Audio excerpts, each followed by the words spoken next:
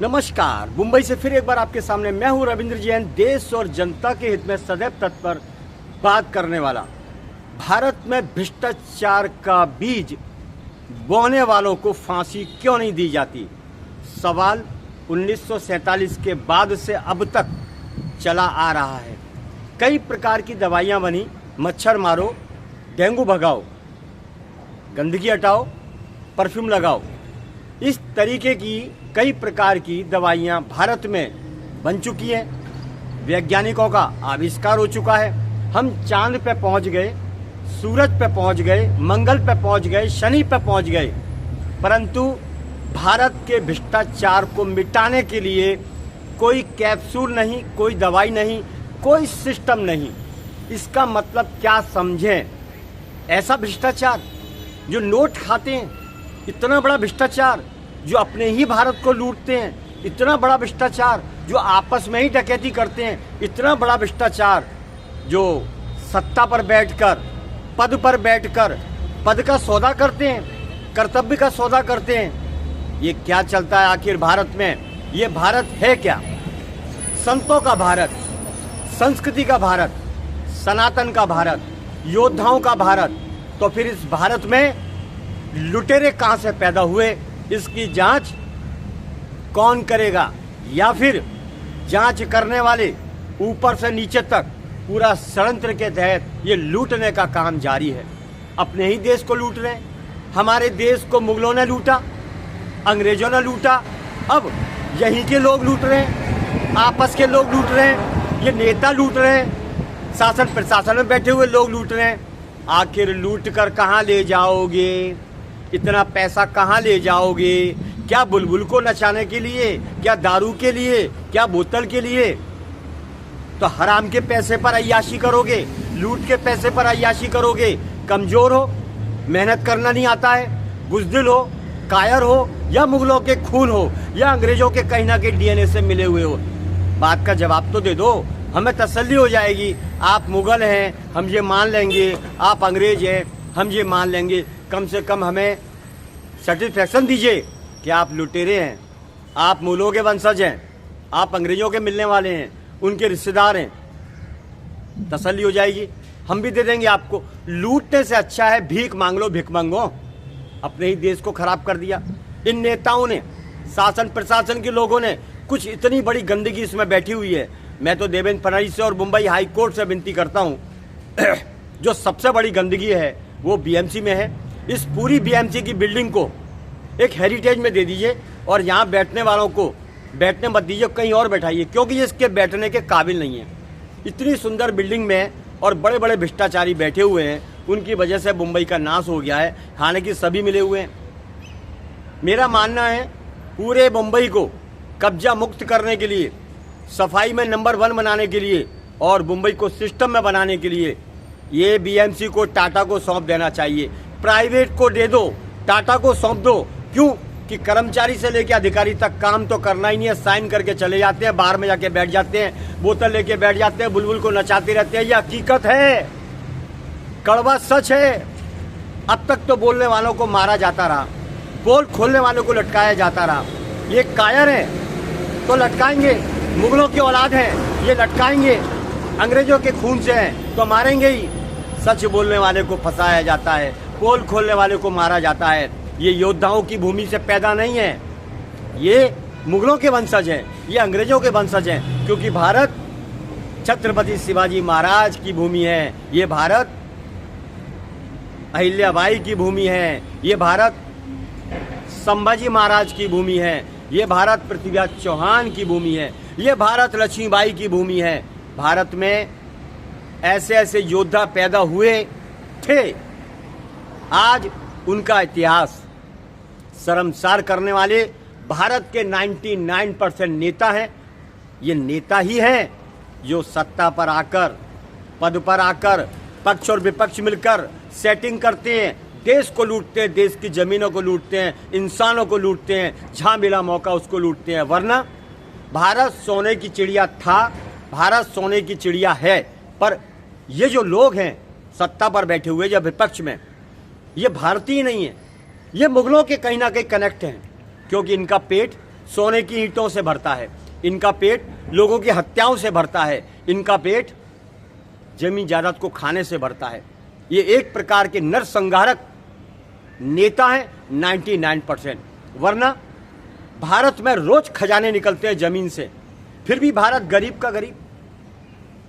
रोज तहखाने खुलते हैं, रोज कहीं ना कहीं अरबों रुपए की संपत्ति मिलती है, मंदिर भरे पड़े हैं सोने चांदी से, फिर भी भारत गरीब का गरीब। ये कौन लोग हैं जो भारत को एक ऐसी छवि दे रहे हैं जो भारत गरीब है और फेरी वालों का अड्डा है, अवैध माफियाओं का अड्डा है, ड्रग्स माफियाओं का अड्डा है, पानी टैंकरों का अड्डा है, हर प्रकार के अड्डे बना दिया है भारत को और जनता को उलझा दिया है।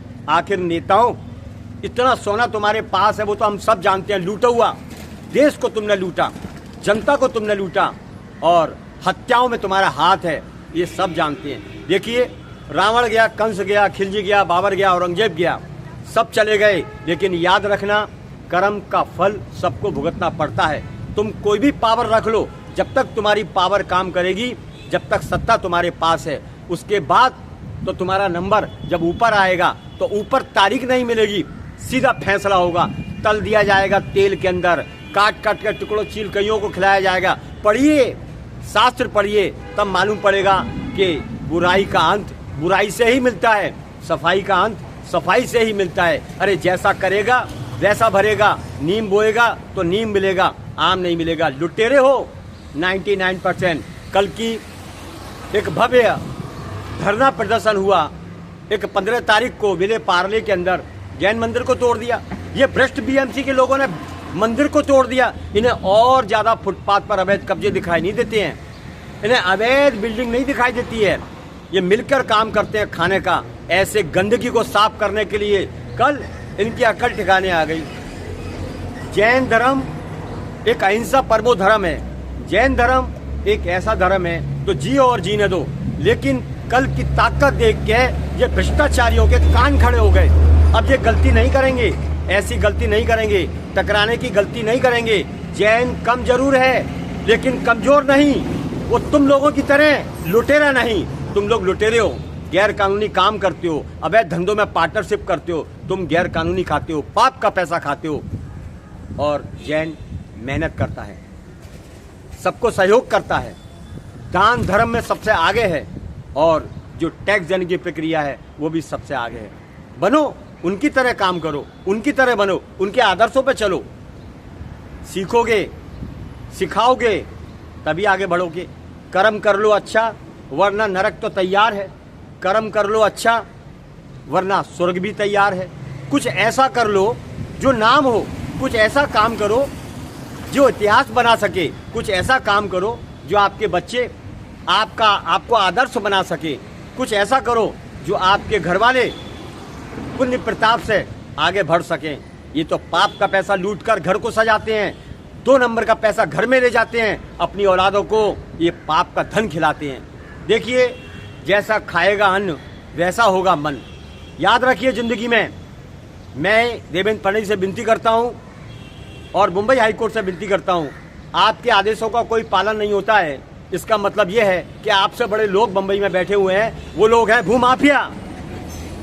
ये भूमाफिया कौन है? कोई फेरी वाला गरीब नहीं। इन फेरी वालों का बाप एक है, सबको इकट्ठा करता है और सबको थैला पकड़ा देता है।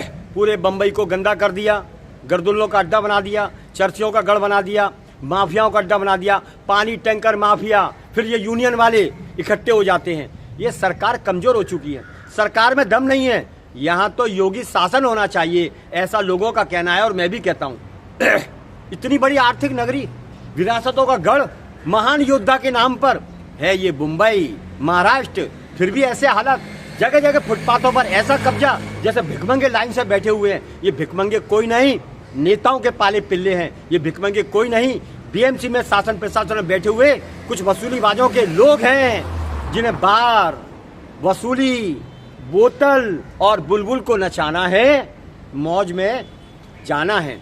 ये नाचने वाले लोगों पर अंकुश लगाया जाए, वरना मुंबई आने वाले समय के अंदर माफियाओं का अड्डा बन जाएगा। जो लोग हैं अच्छे वो पलायन कर जाएंगे, झुंझुना हिलाते रह जाना, मुंबई में बैठे रह जाना, कहीं कुछ दिखाई नहीं देगा, अंधकार हो जाएगा, ऐसी स्थिति पैदा करने वाले शासन प्रशासन के लोग हैं और ऐसे बुज़दिल और कायर नेता हैं जिनके पास अथाह संपत्ति होने के बावजूद भी फिर भी लूट रहे हैं। इस महाराष्ट्र को, मुंबई को मारकाट कर रहे हैं, भाषा विवाद पर मारकाट करते हैं। लेकिन सबसे ज़्यादा भ्रष्टाचारी यहाँ के 99% नेता हैं जिन्हें कुछ लेना देना नहीं, सत्ता से, देश से कोई लेना देना नहीं। उन्हें तो सत्ता का प्रयोग किस लिए करना है? लूटने के लिए करना है।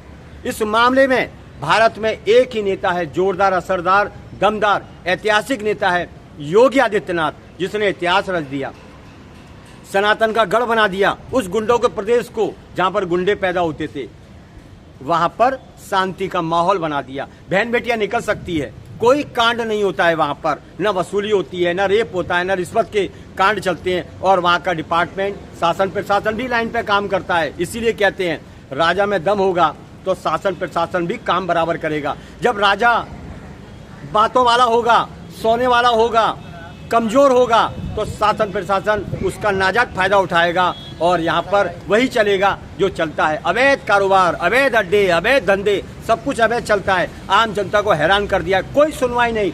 जहाँ पर माल है उसकी सुनवाई होगी, जहाँ पर ईमानदार है उसको तोड़ा जाएगा, ठोका जाएगा। ये हाल है यहाँ की राजनीति का, गंदी राजनीति का। कभी भाषा विवाद, कभी ये, कभी वो, कोई दम नहीं है इन नेताओं में। कौन बेदम नेता हैं, इनकी राजनीति चमकाने के लिए ये सरकार भी इनको सहयोग करती है। इसीलिए याद रखो, ऊपर देर है अंधेर नहीं। महाराष्ट्र को कैसा बना दिया है, क्या हाल कर दिया है। बसों में जानवरों की तरह पब्लिक चलती भरती है, ट्रेनों में जनता भीड़ की तरह, जानवरों की तरह भर के चलती है। जनता के लिए कोई सोचा नहीं जाता है। यहाँ तो सिर्फ पेट भरा जाता है। लूटो, देश को लूटो। शासन प्रशासन की नीति और अनीति, कुरीति एक दिन अति का अंत करेगी, इनका विनाश करेगी, मिट्टी में मिला के रखेगी। ये कुदरत याद रखना। महाराष्ट्र की भूमि बचाने के लिए देवेंद्र फडणवीस को ठोस कदम उठाना चाहिए और मुंबई हाई कोर्ट को ठोस कदम उठाना चाहिए। और फेरी वाले कहाँ से आ रहे हैं, इनकी जांच होना चाहिए। आखिर कौन बैठे हैं? छत्रपति शिवाजी महाराज टर्मिनल आज भी खाली नहीं हो सका, जीपीओ खाली नहीं हो सका। क्यों? मिलीभगत। जबकि डीसीपी 1 ऑफिस ठीक सामने है, लेकिन उसकी हालत खराब कर दी है। पब्लिक को कितनी परेशानी होती है, लेकिन हफ्ता वसूली 100, 200, 500, 400 रुपये रोज के अंदर ईमान धर्म बेचने वाले। तो प्राइवेट में दे दीजिए, इस बीएमसी को प्राइवेट में दे दीजिए। सबसे अच्छा बीएमसी को प्राइवेट में दीजिए, टाटा को सौंप दीजिए। मुंबई स्वच्छ हो जाएगा, सुरक्षा की दृष्टि से मजबूत हो जाएगा। इन्हीं उम्मीदों के साथ मुंबई से मैं हूँ रविंद्र जैन। फिर आऊँगा नए विषय के साथ, नई बातों के साथ। देश हित में सदा तत्पर आपका अपना। जय हिंद।